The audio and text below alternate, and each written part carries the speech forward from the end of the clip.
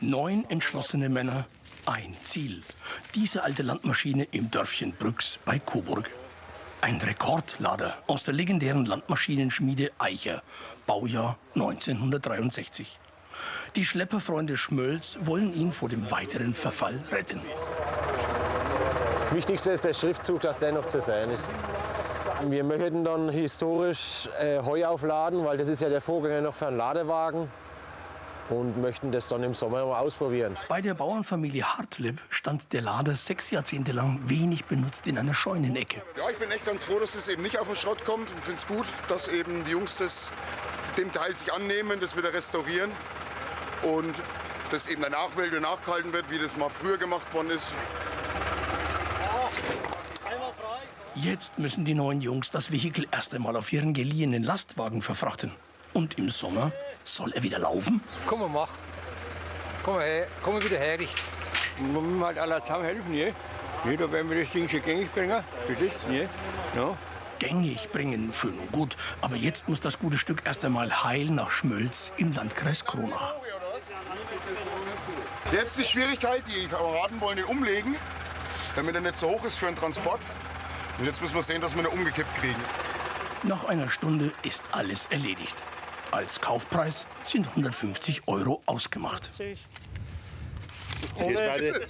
Geht nach der GDPR. Und an Zähne, weil das ein guter Leute seid. Danke. An einem Samstagnachmittag im Juni kümmern sich die Schlepperfreunde um ihren stählernen Patienten. Sie haben eine Mission.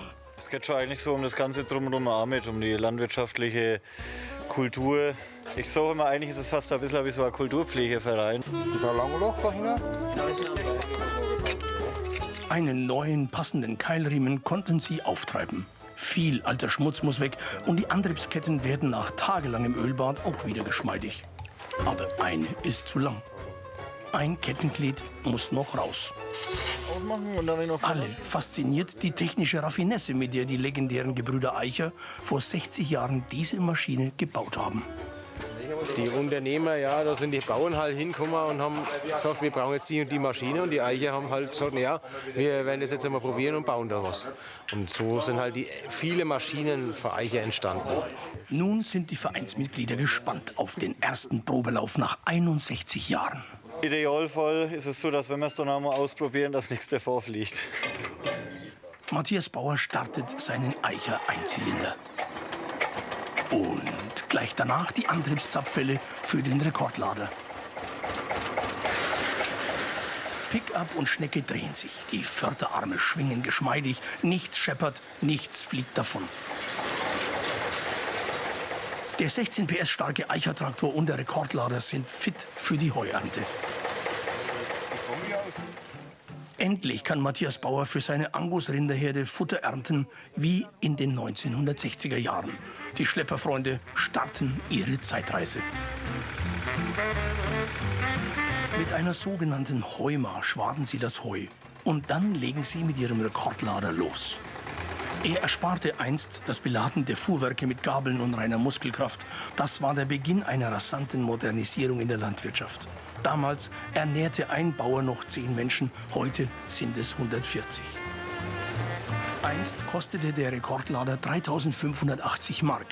Von den meist kleinen fränkischen Bauern konnten sich damals nur wenige diesen technischen Luxus leisten.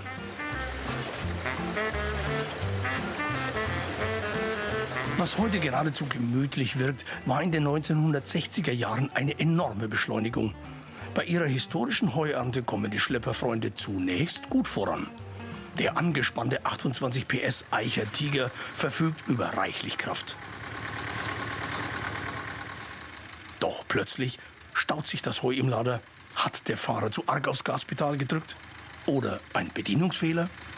Wahrscheinlich geht es zu eng rum und dann stolpert sich das oben und dann gibt es Abfall praktisch und dann, ja.